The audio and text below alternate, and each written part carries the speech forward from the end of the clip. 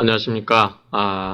계속해서 이 변제에 관해서 마무리를 짓도록 하겠습니다. 그래서요, 이번 시간에는 이 변제 충당하고 이 제공에 대해서 보겠습니다. 변제 충당이라고 하는 것은 돈을 갚았을 때, 변제를 했을 때 어느 순서대로 충당할 것이냐라고 하는 거죠. 그래서 우리가 자, 원금이 있죠? 원금이 있고 그 다음에 이자가 있을 수 있죠? 뭐 이런 경우일 때 돈이 부족하게 될 때 예컨대 이 원금이 100만 원이고 그 다음에 이자가 10만 원이라고 했을 때 만약에 이 갚는 사람이 일부만 갚는다. 70만 원만 갚는다고 했을 때 자, 이 70만 원을 어떻게 배분시켜서 하냐라고 했을 때 이자에 먼저 내고 10만 원 갚고 그 다음에 60만 원을 원금을 갖고 원금을 40만 원 남은 걸로 할 것인지 아니면 원금에서 100만 원에서 70만 원 갖고 30만 원 남고 이자가 10만 원 남는 걸로 할 것인지 이런 것에 관한 순서를 적용하는 것이 이것이 변제 충당이 되겠습니다. 변제 제공은 말 그대로 변제를 하는 것이죠. 이렇게 이 내용이 가지고 공부를 하겠습니다. 자, 변제 충당이라고 하는 것은 방금 예를 보여드린 것처럼 전부를 다 변제할 수가 없을 경우에 어느 순서대로 할 것인가를 결정하는 것이죠. 만약에 전부를 소멸케 하는 경우는 이거를 고민할 필요가 없는 거죠. 그래서 방금 예를 든 것은 100만 원이 있고 이자가 10만 원이라고 했을 때 만약에 110만 원 갚아버리면 둘 다 소멸되기 때문에 이 충당이라는 문제는 생기지 않는데 일부만 변제를 할 경우에 이런 문제가 생긴다라고 이렇게 이해하시겠죠. 자, 처음에가 합의 충당입니다. 그래서 서로가 자, 이건 계약에 의해서 어떤 순서대로 할 것인지 당사자가 정해서 하는 거죠. 그래서 가장 중요한 것은 뭡니까? 채무자죠. 채무자의 의사가 중요합니다. 그래서 채무자가 어떠한 순서대로 충당을 해주세요라고 의사표시가 있으면 이 의사에 의해서 채권자가 거기에 의해서 이걸 해주면 되겠죠. 만약에 이 의사가 없다고 하면 어떻게 될까요? 법정 충당으로 넘어가겠죠. 이거는 우리가 상식적으로 생각해봐도 당연한 결과가 됩니다.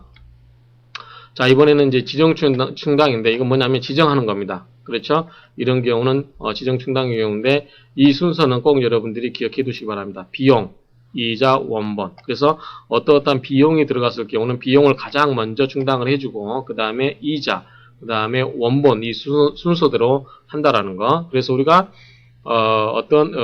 예컨대 경매 같은 경우도 경매에 관한 비용을 먼저 다 떨구죠. 제일 처음에. 그래서 비용에 관한 부분이 가장 먼저 빠진다라는 것을 알아두시기 바랍니다. 자, 변제자의 충당. 자, 채무자가 동일한 채권자에 대해서 동종의 목적을 가진 수개의 채무를 부담하는 경우. 그쵸? 자, 채권자가 있고 채무자가 있을 때 채무가 하나만 있는 게 아니라 여러 개가 있는 경우, 이 세 개가 있을 경우에 이 세 개가 있을 경우에 어떻게 하냐라고 하는 거죠. 그 다음에 한 개의 채무에 변제를 해서 수개의 급부를 해야 되는 경우. 그렇죠? 이렇게 각각에서 채무가 여러 개 있는 경우와 그 다음에 한 개의 채무로서 여러 개의 급부를 해야 되는 경우. 이런 경우는 어떻게 하느냐. 자, 수개월분의 차임이 있을 경우죠. 이게 무슨 소리냐면 1월치 월세를 못 냈습니다. 2월치도 못 냈습니다. 3월치도 못 냈습니다. 그런데 자, 이게 각각 40만원, 40만원, 40만원 했을 때 120만원이죠. 그럴 경우에 여기에 대해서 70만원만 갚고 70만원을 가지고 변제를 했을 때 우선 1월 거부터 없앨 건지 2월부터 3월 거부터 없앨 건지 이런 문제가 나오는 거죠. 그래서 이러한 경우에 어떻게 정할 것이냐라고 하는 건데 자, 이런 것은 지정충당은 이 순서대로 해야 한다는 거 기억하시기 바랍니다. 자, 이해관계가 발생하는데 수개 채무 가운데서 이자부가 있는 것과 이자가 아닌 것, 담보가 있는 것과 없는 것, 이행기가 도래한 것과 도래하지 않는 것 이런 것이 있을 때 어느 것이냐라고 하는 건데 1차의 충당 지정권자는 변제자가 되겠죠. 왜냐하면 돈을 갚는 사람이 내가 어떠한 순서에 의해서 갚는 게 이해가 되는지 예를 들어서 이렇습니다. 자, 채권자가 있고 채무자가 있을 때 자, 제가 여러분한테 하나는 채권자한테 100만 원을 빌렸는데 이건 뭐냐면 이자를 지급하는 겁니다. 이자가 연 10%라고 가정하죠. 하나는 100만 원을 빌렸는데 이자가 이번에는 5%짜리입니다. 또 하나가 있는데 이번에는 이자가 100만 원짜리인데 이자가 없습니다. 그러면 만약에 제가 돈을 갚는데 100만 원, 100만 원, 100만 원 이렇게 해서 이렇게 됐죠. 이자가 있고 그럴 경우에 자, 100만 원인데 자, 300만 원이죠. 이 300만 원을 다 갚아버리면 이자가 지금 하나도 없다고 가정했을 때 이자를 못 내고 있는 게 없다고 가정했을 때는 300만 원을 내게 되면 이 순서대로 할 필요 없이 싹 없애버리면 됩니다. 그런데 내가 만약에 150만 원을 갚는다. 그럼 우선 변제하려고 하면 제가 이 채무자 입장에서는 어떤 걸 갚는 게 가장 먼저 빠른가요? 자, 이자 부담이 큰 이거를 갚는 게 1순위겠죠. 10%짜리니까. 그래서 100만 원 없애고, 그 다음에 5%짜리인 절반 50만 원을 없애고 50만 원이 남게 해야 되겠죠. 그렇죠? 이렇게 해서 이해관계자 입장, 변제자 입장에서 봤을 때는 이렇게 갚는 게 가장 효율적이죠. 반대로 채권자 입장에서는 자, 어떻게 충당하는 게 빠를까요? 자, 이자가 없는 이걸 먼저 갚게 하는 거겠죠. 그러면 이 100만 원짜리 10%짜리 이자는 계속해서 받을 수가 있잖아요.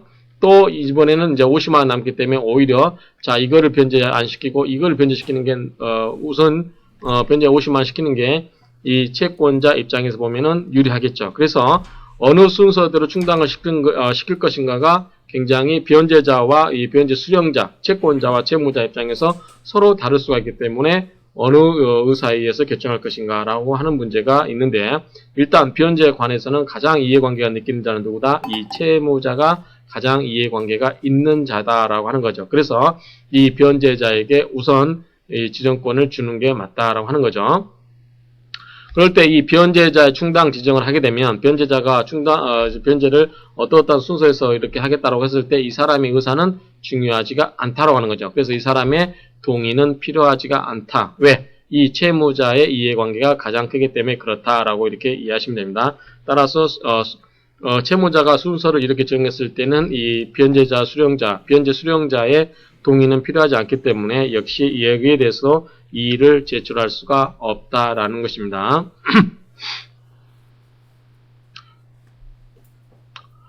그 다음에 변제받는 당시라고 했을 때 이 당시는 뭐냐면 수령 후 지체 없이로 해석하는 것으로 이렇게 이해가 됩니다. 그래서 변제 수령자의 충당 지정은 이 절대적인 게 아니고 변제자가 곧 이의를 제기한 때는 충당은 효력이 없다라고 하는 건데, 만약에 아까 얘기한 것처럼 100만원에 10%짜리, 100만원에 5%짜리, 그 다음에 100만원에 무이자 이렇게 한 경우에 이렇게 권리자가 있고 변제자가 있을 때, 즉 채무자가 있을 때 이번에 채무자가 지정하는 게 아니고 채권자가 지정하는 경우에 이렇게 지정했을 때 이거부터 한다고 그랬죠. 그렇게 하는 게 이익이라고 그랬죠. 그럴 경우에 이 채무자가 이의를 제기하면 그걸로서 끝난다라고 하는 거죠. 그때 이 변제자가 곧 이의를 제기한 때는 충당은 효력이 없다라고 하는 점. 변제 수령자가 충당했을 때 그 충당을 채권자가 이 채무자에게 유리하게끔 하지 않고 자기한테 유리하게 할 경우는 채무자는 이의를 제기할 수 있다라고 했죠. 반면에 아까 채무자가 지정을 할 때는 뭡니까? 채권자는 이의를 할 수 없다라고 했습니다. 그 다음에 이 경우에 변제자 이의의 효과에 대해서는 변제자라든가 수령자 모두 지정권을 잃게 되고, 이럴 때는 법정 충당, 즉 법정에서 법이 정하는 순서에 의해서 충당을 하게 된다라고 이해를 하시면 됩니다.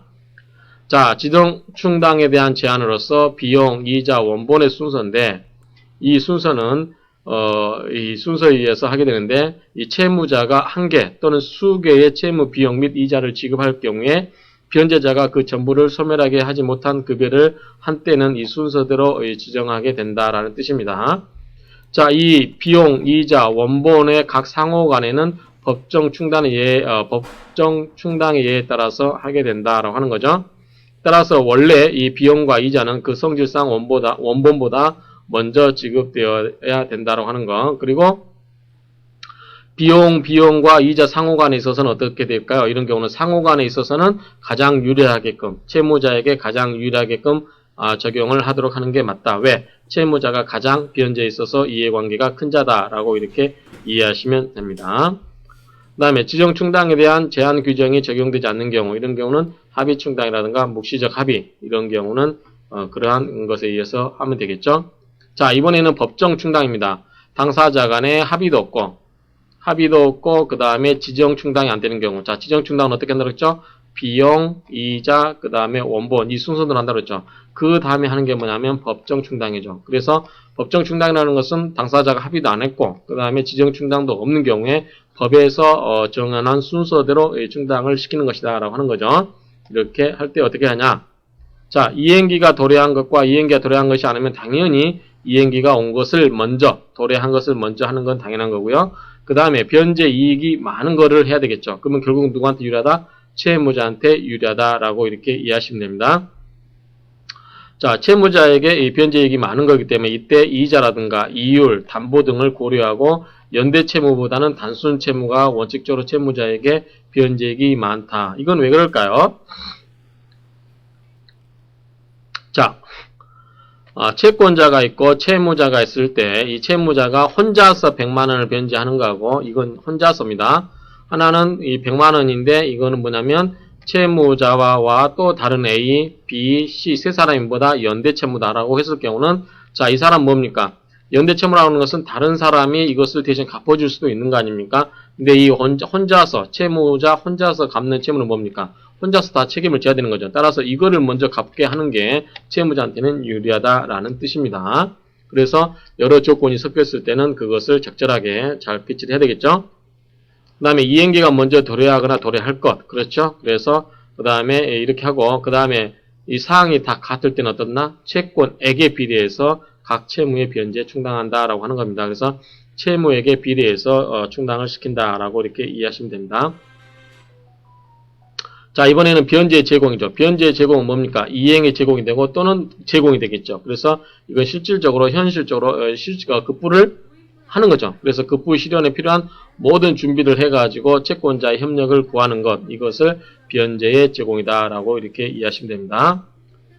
채무자의 급부 행위만으로서 완료되는 채무의 이행 내지 변제는 뭐냐면 부작위 채무라든가 의사표시를 하여야 될 채무, 이런 경우는 채무자의 행위만에 의해서 사무의 처리 또는 일의 완성을 할 수가 있는 거죠.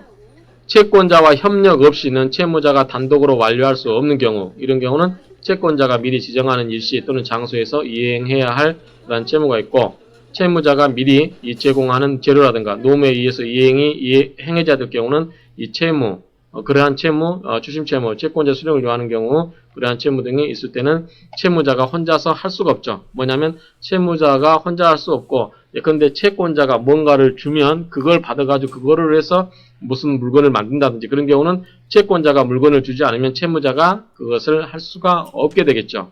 그러한 뜻입니다. 자, 변제 제공은 뭡니까? 채무 내용에 맞게 제공을 해야 되겠죠. 그래서 채무 내용에 쫓은 제공해야 된다라고 하는 거죠. 그 다음에 그러면 그 채무의 내용에 쫓은 이행이냐 아니냐라고 하는 것은 이행이 그의 주체, 객체, 장소, 시간 등에 있어서 채무 내용에 적합하냐 아니냐를 따라서 결정을 한다라고 하는 거죠. 채권자의 협력을 필요로 하는 채무에 있어서는 채무자가 변제를 위해서 준비하여야 할 정도는 채권자의 협력과의 상관관계에서 스스로 달라진다라고 하는 거죠. 그래서 민법은 이 신의 측에 기해서 변제 제공의 방법이라든가 정도에 관해서 특별 규정을 두고 있다라고 하는 거죠. 자, 그러면 민법에서 규정하고 있는 변제 제공의 방법을 한번 보도록 하겠습니다. 자, 민법상의 원칙은 뭐냐면 현실의 제공이죠. 그래서 현실의 제공을 하도록 하고 있죠. 이 현실의 제공은 뭐냐면 실제로 가서 제공하는 거죠. 따라서 채무자가 채권자한테 가서 실제로 제공하는 것이기 때문에 채권자는 뭡니까? 그냥 물건을 받아들이거나 별로 채무자한테 협력해 줄 필요가 없는 거죠. 그래서 이런 경우는 현실의 제공은 채무자의 일방적 의사표시에 의해서 채무가 이행되는 경우에 이것이 현실의 제공이 되어야 된다라고 하는 거고, 구두의 제공은 뭐냐면 이것은 채권자의 협력이 필요합니다. 그래서 채권자가 그것을 받아줘야 한다든지 아니면은 채권자의 협력을 기대해야만 하는 경우, 그런 경우는 이 채무자가 채권자한테 통지를 합니다. 자, 내가 당신한테 채무를 이행할 준비가 다 갖추어졌으니까 당신이 그것을 받아줄 준비를 해주세요. 또는 받아주세요. 라고 통지를 하거나 채고를 하는 거죠. 그렇죠? 이런 경우는 채권자한테 통지를 하면 된다라고 하는 거죠. 그래서 이런 경우는 제대로, 실제로 언제든지 채권자가 원했을 때 채무자가 그것을 제공할 모든 준비를 다 갖추어 놓았을 경우에만 그것이 이행의 제공이 된다라고 하는 겁니다. 그래서 이 구두에 제공을 했더라도, 제공의 효력이 생기지 않는 경우, 그런 경우는 뭐냐면, 이렇게, 현실적으로 이행을 할 준비를 하지 않은 경우, 말로만 채권자한테 와서 받아가라 라고 해놓고 그런 경우는 현실적으로 이행 제공이 안 됐다라고 하는 거죠. 자, 미리 채권자의 협력을 필요로 하는 경우에 채무자가 구두의 제공에 가름해서 채권자가 미리 협력한 때는 채무자는 다시 현실에 이 제공을 해야 된다라고 하는 거죠. 그래서 이런 경우는 일단 구두의 제공을 했다더라도 그것만으로는 제공의 효력이 생기지 않는다. 다만 채권자가 협력하지 않은 때만 그 구두의 제공이 효력이 있다. 그래서 이렇게 이야기가 이런 나오는데, 자, 이 채권자가 있고 채무자가 있을 때 이 사람이 협력을 필요로 하지 않다. 그러면 그냥 채무자가 갖다 주면 끝나죠. 이게 뭐냐면 현실의 제공이죠. 그런데 이 사람이 협력이 필요합니다. 협력이 필요한 경우는 채무자가 이 사람이 협력에 도움을 받을 만큼 모든 준비를 해놓고 통지를 하는 거죠. 그쵸? 통지를 하고, 자, 준비가 됐으니까 받아주세요 라고 해야 된다라고 하는 거죠. 이것이 바로 그런 통지라든가 최고위에서 하는 것이다 라고 하는 겁니다.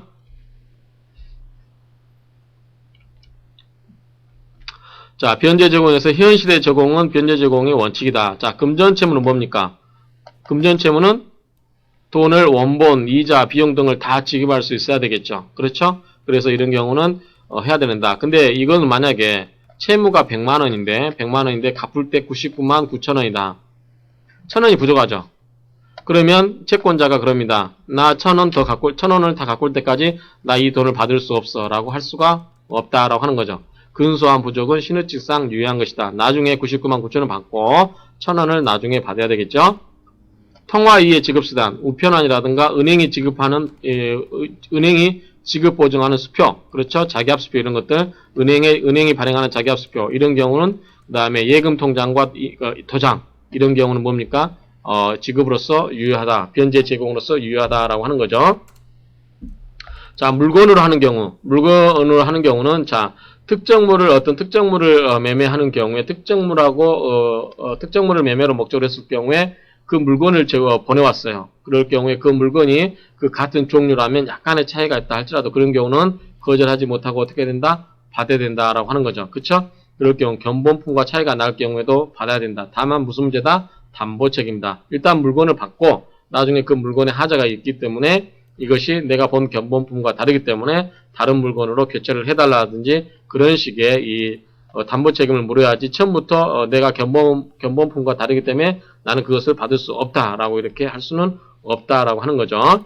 세 번째가 채무자의 이행 행위와 동시에 채권자의 협력을 하여야 될 경우. 자, 갑이 을한테 집을 팔았습니다.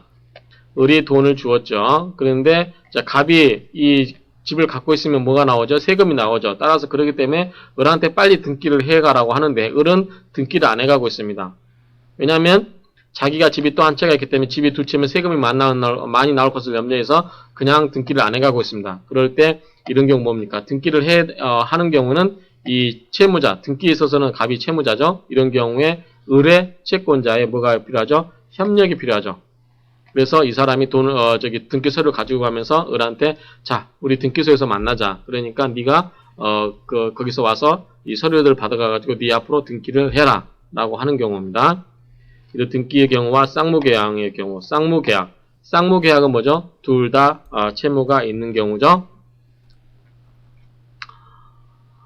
자,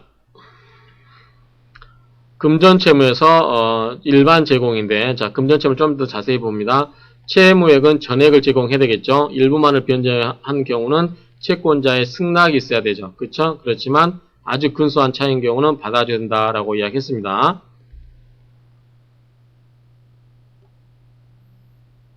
그 다음에 제공한 금액이 부족이 대단히 근소한 경우, 이런 경우는 신의칙상 수령을 해야 된다라고 했습니다.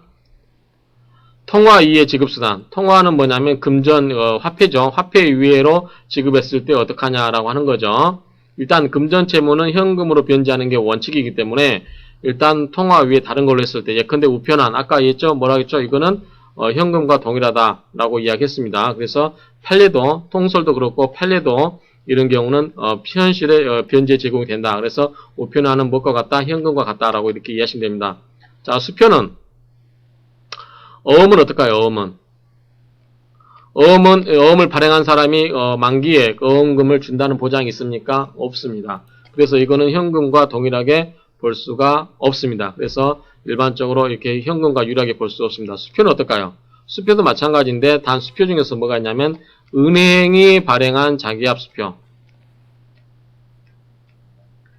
이건 여러분들 은행이 발행한 자기압 수표를 가지고 있으면 여러분들은 수표를 뭐처럼 생각합니까? 현금처럼 생각합니다. 따라서 그러한 경우는, 이런 경우는 신용 있는 은행이 배수한 수표, 지급 보증한 수표, 이런 것은 금전과 동일시되어서 현실에 제공이 되는 것으로 본다. 그렇지만 어음은 그렇게 보지 않는다. 그래서 우리가 나중에 여러분들이 어음수표법을 보시게 되면 어음수표를 주는 경우는 지급을 위하여,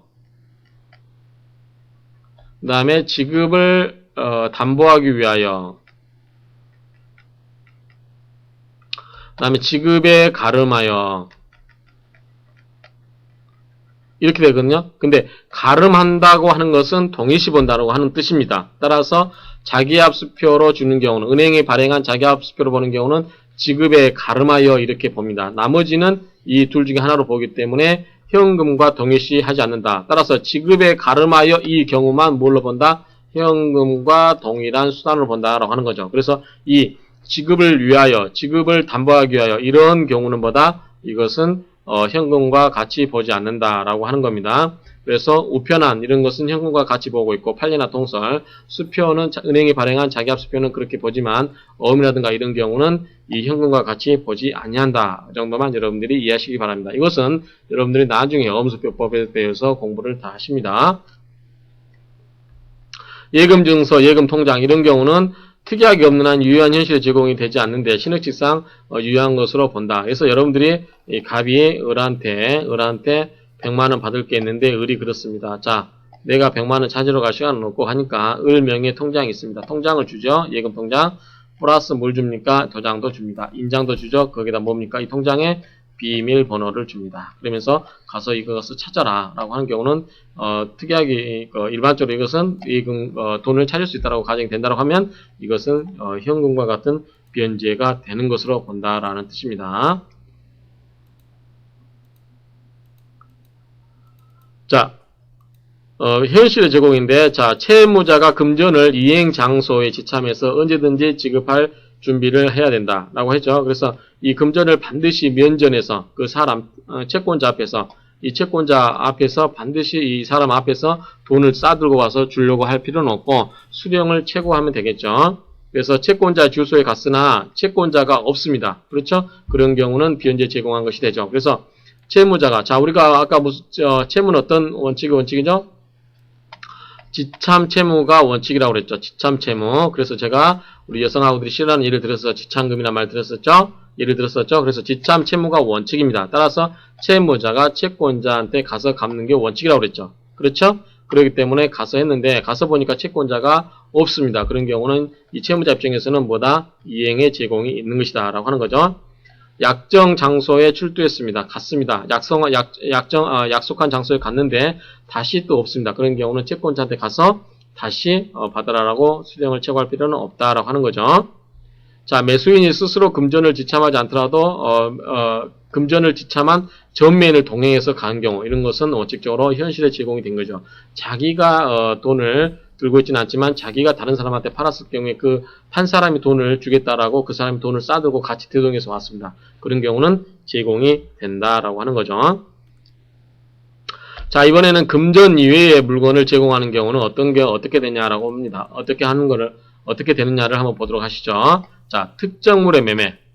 급부한 목적물이 견본품과 다르더라도 채무 내용에 쫓은 제공이 됩니다. 아까 제가 예를 들었죠. 자, 갑이 견본품을 받아서 을한테 야, 그 물건 보내라고 했는데 이 견본품 내용하고 다른 물건을 보내왔어요. 그런 경우에도 이것은 유효하다라고 하는 거죠. 그래서 을의 채무의 제공은 유효한 것이죠. 따라서 갑은 받고, 다만 이것은 뭐냐면 갑은 이 사람한테 책임을 어떻게 묻느냐? 하자담보 책임을 묻는다라고 하는 거죠. 그래서 네가 보내준 물건과 받아본 물건이 서로 다르다. 그래서 네가 하자담보 책임을 묻는다라고 하는 건데 좀 이건 이해가 안 되죠. 처음부터 이것을 거절할 수 있게끔 하면 되는데 어찌됐든 이 민법은 일단 그것은 유효한 거니까 받아라. 받고 나서 그 물건에 하자가 있으니까 그 물건에 매도인의 하자담보 책임을 물어서 해결해라 라고 이렇게 이야기를 하는 거죠. 그래서 그걸 가지고 목적을 달성할 수 없는 경우에 계약을 해지하거나 손해배상을 청구할 수는 있으나 수령을 거절하지는 못한다고 하는 거죠.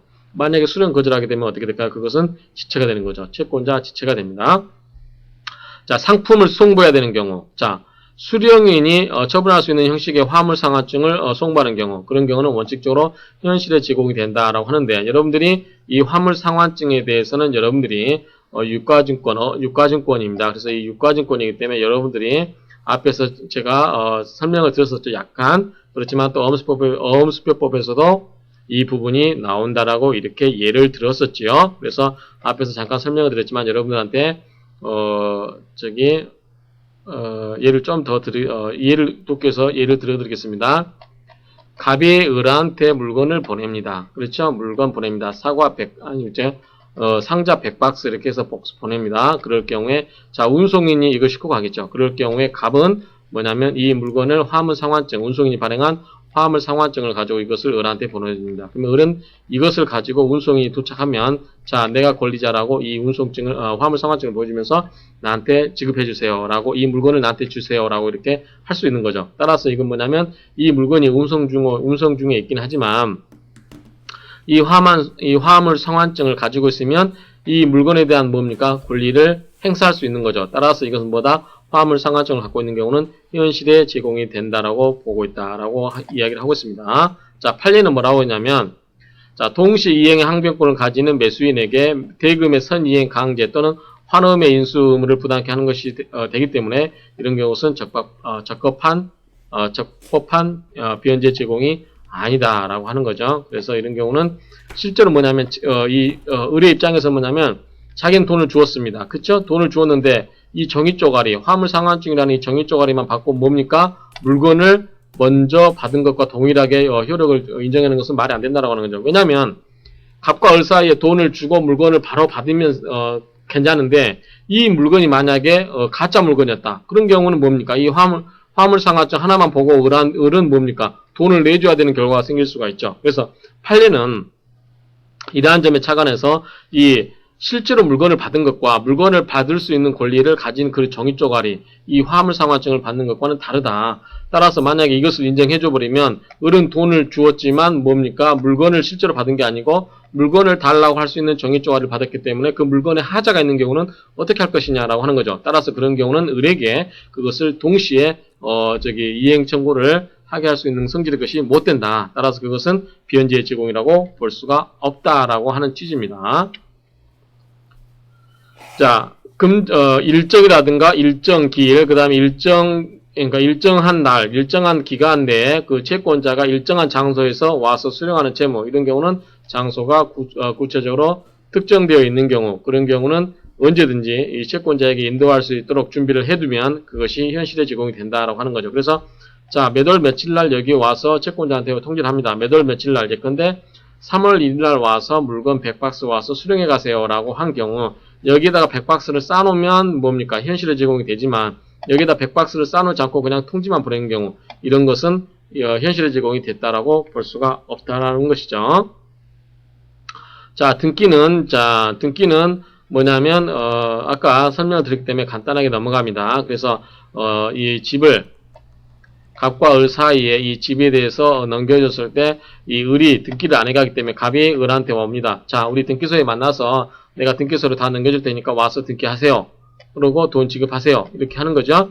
그런 경우에 이 채무자는 뭐냐면 등기에 필요한 서류를 다 갖춰가지고 등기소에 출두함으로써 이미 현실에 제공이 되는 거고 등기와 상환으로 대금을 지급해야 될 채무자, 이 사람, 을이죠. 돈을 지급해야 될 사람은 등기소에 출두해서 대금을 주는 거죠. 그래서 둘이 만나가지고 돈과 등기 서류를 서로 주고받죠. 근데 보통은 이제 부동산 사무실에서 이 등기 서류를 넘겨받고 그때는 뭐가 합니까? 자, 법무사가 대동하죠. 법무사가 와서 돈을 지급할 사람, 자, 을이 돈을 지급하기 전에 이 갑이 제출한 서류를 다 이 법무사가 검토를 하죠. 그래서 이상 없습니다라고 하고 이 법무사가 서류를 가져감과 동시에 을인 돈을 쏘죠.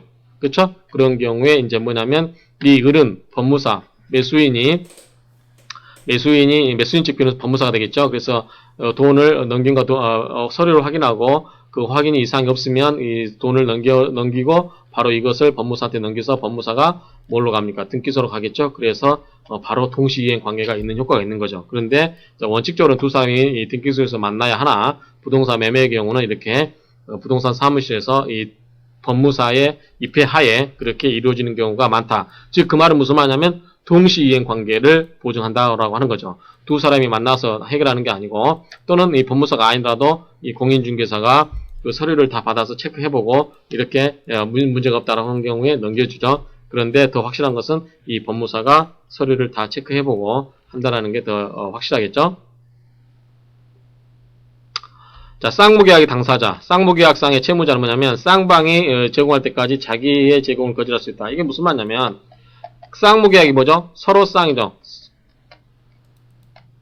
서로 의무가 있는 거죠. 갑도 을한테 의무가 있고, 그 다음에 을도 갑한테 의무가 있습니다. 그랬을 때, 자, 자기는 하지 않으면서 을한테만, 갑은 자기 건 하지 않으면서 을한테만 너 의무 이행해 라고 이렇게 주장하는 건 말이 안 된다고 하는 거죠. 서로 의무를 동시에 이행을 해야 되겠죠. 그래서 상대방이 이행을 하지 않으면 자기의 의무도 이행을 거절할 수 있어야 되겠죠. 그렇죠? 이것은 당연한 겁니다. 그래서 상대방이 이행을 하지 않으면 자기가 이행하지 않더라도 보다 이행 지체에 빠지지 않는다. 그래서 지체에 책임을 지지 않는다라고 하는 거죠. 그런데 자기가 의무를 이행을 했습니다. 근데 상대방이 의무를 이행하지 않으면 이 사람만 뭡니까? 을만 지체가 된다라고 하는 거죠.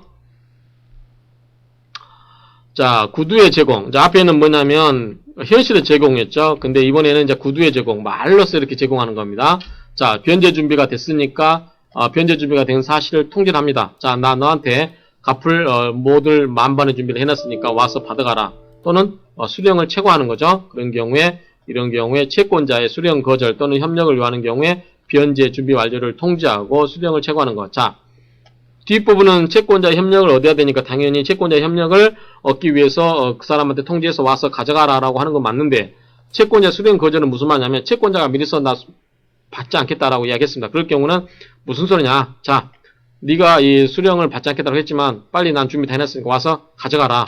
왜 그런 거 아니? 이런 경우는 이제 채권자가 번의를 한다라고 하는 거죠. 번의라는 게 무슨 말이냐면 무슨 말이냐면 번복한다고 하죠. 우리 의사를. 뜻을 번복하는 거죠. 우리가 어떤 자기가 했던 말을 번복한다고 하는 거죠. 그래서 번이라고 하는 것은, 자, 내가 미리서 안 받겠다고 이야기했지만 또 마음이 바뀌어서 받을 수 있는 거 아니에요. 그럴 경우를 대비해서 채무자한테 그 사람이 미리서 받지 않겠다라고 의사표시했다 할지라도 통지를 하라 이거죠. 그래야만 그게 제공이 된다라고 하는 거죠. 제공한 것으로 본다라고 하는 거죠. 그래서 신흙지상 이 구두의 제공을 하도록 한 것이다. 자, 채권자가 미리 수령을 거절하는 경우, 그럼에도 불구하고 채무자에게 우선의 현실을 제공하도록 한 것은 공평을 이룬 것으로 된다라고 하는 건데, 어찌됐든 이런 경우는 신흙지상 채무자한테 채권자한테, 자, 당신이 받기를 거절했지만 나는 그래도 만반의 준비를 해놨기 때문에 혹시 마음이 바뀌었으면 와서 받아가시오 라는 정도의 의미로 이해하시면 되겠죠.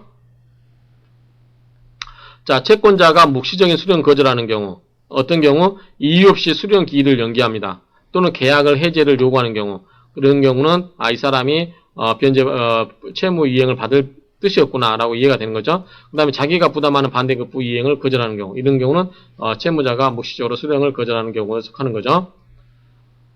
근데 수령 거절이 아닌 경우, 자, 이행 대리는 대리권을 따지는 경우, 자, 이건 뭔 말이냐면 갑하고 을이 있을 때 을이 가서 변제를 해야 되죠. 근데 을이 뭐냐면 대리인이 가서 합니다. 그럴 경우 갑이, 야, 너 을의 대리인 정말 맞아? 라고 이렇게 따지는 거. 이건 뭐냐면 받지 않겠다라는 의사가 아니라 뭐냐면 이 사람이 정당한 대리인이 이 을의 정당한 사람인지 아닌지 그거를 따지는 거죠. 따라서 그것은 이 받지 않겠다라고 하는 것과는 다른 성질의 것이다 라고 하기 때문에 이것은 수령 거절하는 것은 아니다 라고 하는 거죠. 그 다음에 을이 와서 갚긴 갚는데 100만원 갚아야 되는데 100만원 갚아야 되는데 50만원 와서 50만원만 들고 와서 갚겠다는 거예요. 그래서 나는 그 50만원 갖고는 그 계약 목적을 달성할 수 없기 때문에 나는 받지 않겠다 라고 하는 것은 뭡니까? 이것은 수령 거절이 아니죠. 왜냐하면 을이 제대로 된 급부를 했을 때 이 갑이 자기가 안 하겠다라고 했을 때만 그게 수령 거절이 되는 거지, 이 사람이 불완전한 이행을 하는데 이 사람이 받아야 될 의무가 있는 것은 아니다라는 뜻이죠. 그 다음에 채권자의 협력을 요하는 경우, 당연히 이런 경우는 자, 미리서 채권자가 뭔가를 해줘야 될 경우, 그런 경우는 자, 채권자한테 이야기하겠죠. 나 당신한테 모든 할 준비를 다 해놨기 때문에 빨리 해주세요 라고 하는 경우죠. 그런 경우는 구두의 제공으로도 충분하다라고 하는 거죠.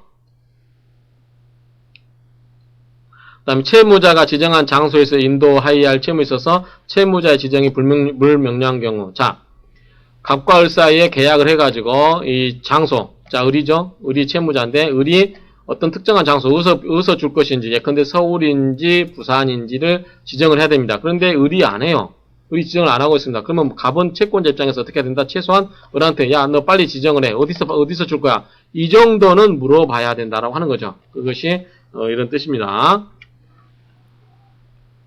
자, 제공의 방법은 구두 제공에 있어서도 채무자는 변제 준비는 해야 되겠죠. 아까 말씀드렸죠. 자기는 변제 준비 하나도 안 해놓고 말만 그렇게 하는 것은 안 된다라고 했죠. 준비를 해놓고 말을 해서 쏘는 거죠. 왜냐하면 우리가 앞에서 봤던 원칙이 무엇입니까? 현실 제공이죠. 물건을 가지고 가서 주었어야 됩니다. 근데 물건을 가지고 갈 수 없는 형편, 즉 채권자의 협력을 필요하는 경우는 물건을 여기에 쌓아두고 채권자가 통제를 한 거죠. 채권자한테. 자, 나 물건 준비해놨으니까 가져갈래? 그랬을 때 그 사람이 오케이 하면 언제든 이 물건을 내줄 수 있어야 되죠. 또는 채권자가 와서 트럭을 가져와서 물건 줘라고 했을 때 뭡니까? 물건을 줄 수 있어야 되죠.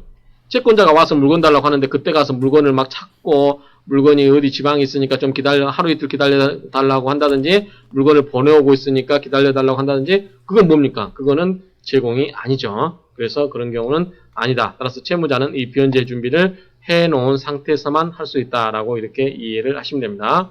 자, 변제 준비가 뭘 의미하냐? 이럴 때는 채권자가 수령 기타에 협력을 한다면 곧 이행을 완료할 수 있을 정도의 것이어야 된다라고 하는 거죠. 따라서 어느 정도 구체적인가 하는 것은 그 케이스마다 다르겠죠. 그렇지만 시내 측에 입각해서 결정을 한다라고 하는 거죠. 구두의 제공 방법은 변제의 준비를 하였음을 통지하고 수령을 최고함으로써 하게 되죠. 자, 분할적, 획기적 급부 채무에 있어서는 채권자가 수령 지체에 있는 경우는 뭐냐면 자, 월세를 매달 냅니다. 1월 달에도 내죠. 2월 달에도 냅니다. 3월 달에도 냅니다. 그런데 1월 달에 이것을 돈을 내려고 하는데 이 사람이 돈을 받을 수가 없었어요. 채권자가. 2월 달에도 그럽니다. 그러면은 이 3월 달은 어떻게 될까요? 2월 달은 어떻게, 만약 1월 달에 이 사람이 채권자가 돈을 안 받으려고 한 경우, 돈을 받을 수 없는 형편이 있다. 예컨대 미국 가고 없다. 그럴 경우 2월 달은 어떻게 됩니까? 이 사람이 2월 달에 안 낸다고 해서 지체가 됩니까? 3월 달에 가서 안 낸다고 지체가 됩니까? 그런 건 아니고, 자, 이 사람이 자기 사정에 의해서 받을 수 없는 형편에 대해서 못 받는다고 하면, 이 사람이 다시 형편이 풀리면 와서, 야, 나 돈 받을 수 있으니까 돈 다시 줘. 라고 이렇게 될 수 있어야 된다고 하는 거죠. 그렇죠? 이런 경우는, 채권자가, 그 수령 진체를 벗어나지 않는 한 채무자는 그 다음 이후에 이행을 제공하지 않더라도 불이행 책임을 지지 않는다라고 이렇게, 봐야 된다라고 하는 것이 이제 일반적인, 시각인 것 같습니다.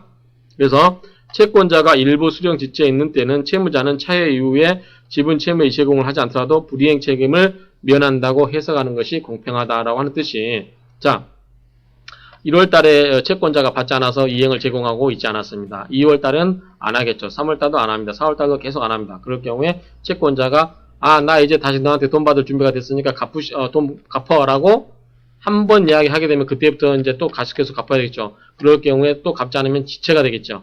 그때는 그런 뜻으로 이해하시면 됩니다. 채권자의 수령 거절 의사가 명확, 확고한 경우 정말 고집 부리는 거죠. 나 돈 안 받겠다. 그럴 경우는 어떻게 하냐 할 때 역시 채무자가 구두 제공을 해야 되냐라고 했을 때 정례 판례는 소극설 그렇게까지는 할 필요 없다. 오히려 돈을 안 받겠다고 채권자가 완고하게 아주 완고하게 이야기하는데 채무자한테 가서 계속 이야기하라고 하는 것은 오히려 채무자한테 신뢰한 것이다. 즉 오히려 신의측에 반한 것이다 라고 하는 건데 학설은 그렇지 않다. 채권자가 뜻을 또 중간에 바꿀 수도 있지 않느냐. 따라서 그런 경우에도 신의측상 이 채무자가 가서 이야기를 해야 된다.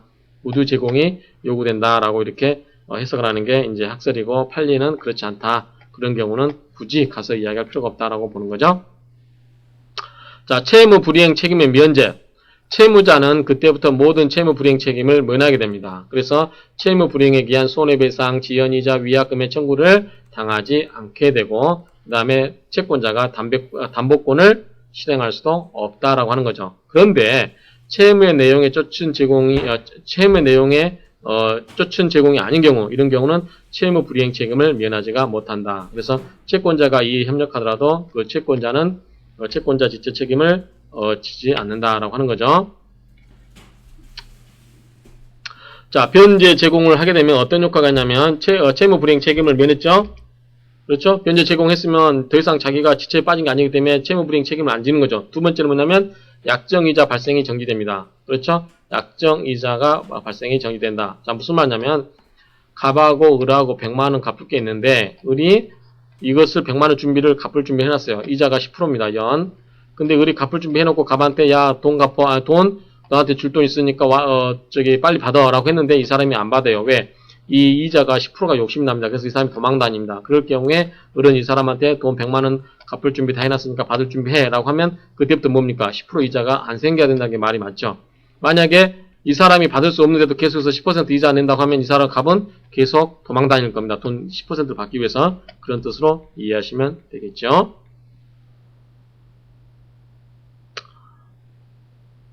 그 다음에 쌍무계약에 있어서 상대방의 동시이행 항변권이 상실된다 라고 하는 거죠.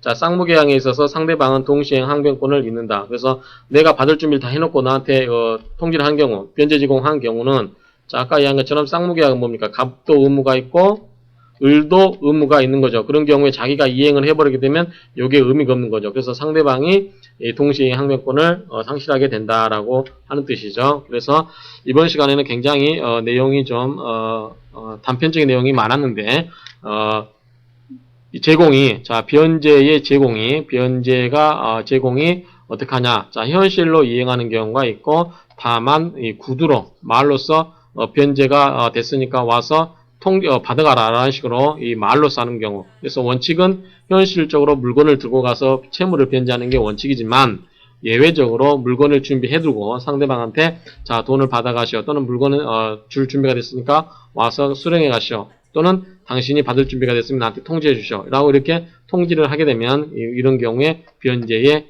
제공이 된다라고 이렇게 이해하시기 바랍니다. 그래서 이걸로써 이 변제 제공과 관련된 그러한 내용을 마치도록 하겠습니다. 그 전에는 우리가 충당에 대해서 배웠었죠. 그런 내용들을 배웠다는 거 기억하시고 좀 쉬었다 다음 시간을 진행하겠습니다.